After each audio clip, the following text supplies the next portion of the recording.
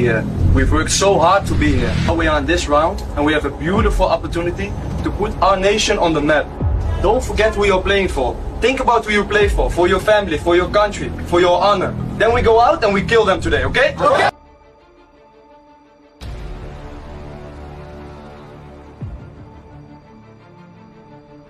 Kita pernah merasakan pasang surutnya prestasi timnas Indonesia hingga saat ini. Dari yang pernah diberikan sanksi oleh FIFA, kasus dualisme liga yang berpengaruh di timnas, hingga kita melawan tim sekelas ASEAN pun kita kesulitan untuk bersaing. Bahkan kita masih ingat bahwa era Evan Dimas dan Egy Maulana Fikri digadang-gadang akan menjadi generasi emas untuk timnas senior. Saat generasi tersebut, besar harapan masyarakat Indonesia bahwa sudah saatnya kita bisa bersaing level Asia. Namun faktanya generasi tersebut tidak bisa berbuat banyak di level senior. Banyak pemain-pemain mengalami penurunan performa saat akan bersaing di level senior. Era tersebut hanya mentok di kawasan ASEAN, dan tidak bisa berbuat banyak ketika berhadapan tim yang berada di level Asia. Timnas Indonesia kini sedang berjuang di fase kualifikasi Piala Dunia tahun 2026. Perjalanan Timnas Indonesia untuk mewujudkan impian seluruh masyarakat Indonesia masuk Piala Dunia tidaklah mudah. Seperti yang diketahui bahwa Indonesia menjadi negara yang memiliki ranking rendah saat berhasil lolos ke round 3 kualifikasi Piala Dunia 2026. Namun, yang di awalnya merasa mustahil dan sulit untuk menembus Piala Dunia, kini impian tersebut memiliki peluang yang sangat besar. Saat ini Timnas Indonesia memasuki Golden Era, dengan banyaknya pemain yang bermain di Liga Top Eropa. Ambisi Ketua Umum PSSI Erick Thohir untuk membuat sejarah besar bagi Indonesia bukan main-main. Dari jajaran pelatih Timnas Indonesia saat ini kita bisa menilai keseriusan PSSI untuk membuat sejarah Timnas Indonesia masuk ke event 4 tahunan Piala Dunia. Patrick Kluivert, Alex Pastoor, Dani Lanzat, dan Gerald van den Burg merupakan komposisi kepelatihan yang sangat ideal untuk Timnas Indonesia saat ini. Dengan kepimpinan Patrick Kluivert yang memiliki nama besar di Eropa, diakini dapat meningkatkan kepercayaan diri para pemain. Walaupun Patrick Kluivert tidak memiliki jejak yang apik sebagai pelatih Timnas Indonesia, Patrick dikelilingi asisten yang memiliki rekor yang apik sebagai pelatih. Seperti halnya Alex Pastoor yang dijuluki profesornya sepak bola. Bahkan saat berada di Belanda, banyak masyarakat Belanda mengakui kejeniusan Alex dalam menganalisis taktik permainan sepak bola. Ditambah, dengan komposisi Timnas Indonesia saat ini, tentunya menjadi keuntungan tim pelatih menerapkan strategi yang akan dijalani. Setelah kita melihat era kepelatihan Shin Tae-yong yang berhasil mengangkat perkembangan Timnas Indonesia, kini masyarakat Indonesia memiliki ekspektasi besar terhadap era kepelatihan Patrick Kluivert untuk membawa Garuda berada di panggung Piala Dunia.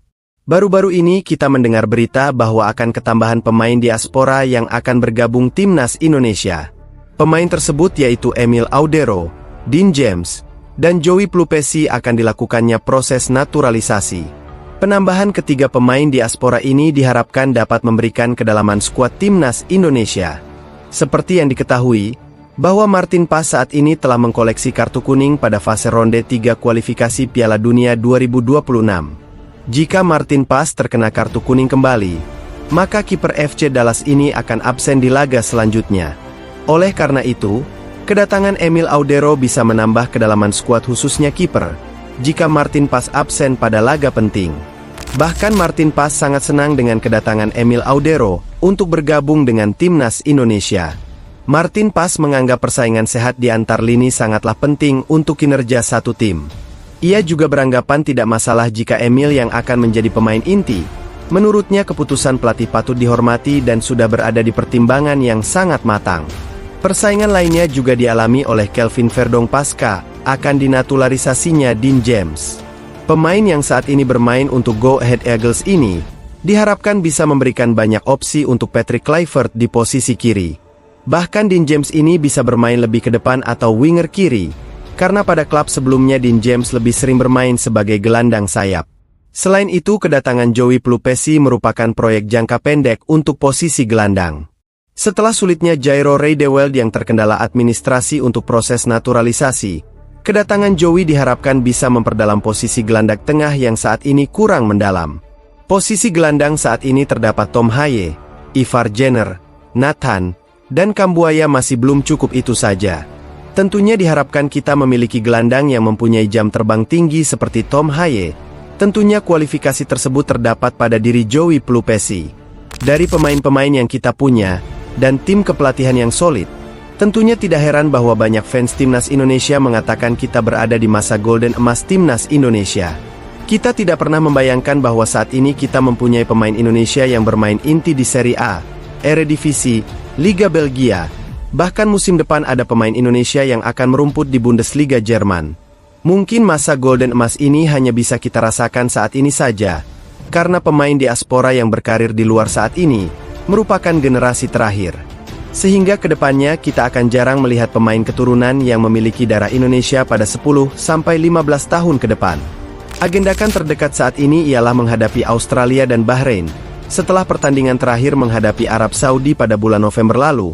Tentunya banyak fans Timnas Indonesia rindu untuk melihat Timnas kembali bermain. Pemain-pemain seperti Jai Idzes, Martin Pas, Kelvin Verdong, Tom Haye, dan pemain lainnya yang berkarir di luar Indonesia, menjadi obat rindu kala klub yang mereka bela bermain. Tentunya kita patut bersyukur bisa merasakan dan melihat Timnas di era keemasannya. Bahkan bukan hal yang mustahil, bahwa kita bisa melihat Timnas Indonesia masuk ke panggung sebesar Piala Dunia. Di sisa 4 laga terakhir merupakan laga final bagi Indonesia. Jika semangat juang dan memberikan permainan hasil yang terbaik, impian menuju Piala Dunia bakal kita raih. Mari kita dukung perjuangan Timnas Indonesia di sisa laga kualifikasi Piala Dunia 2026. Bravo Garuda, bravo Timnas Indonesia.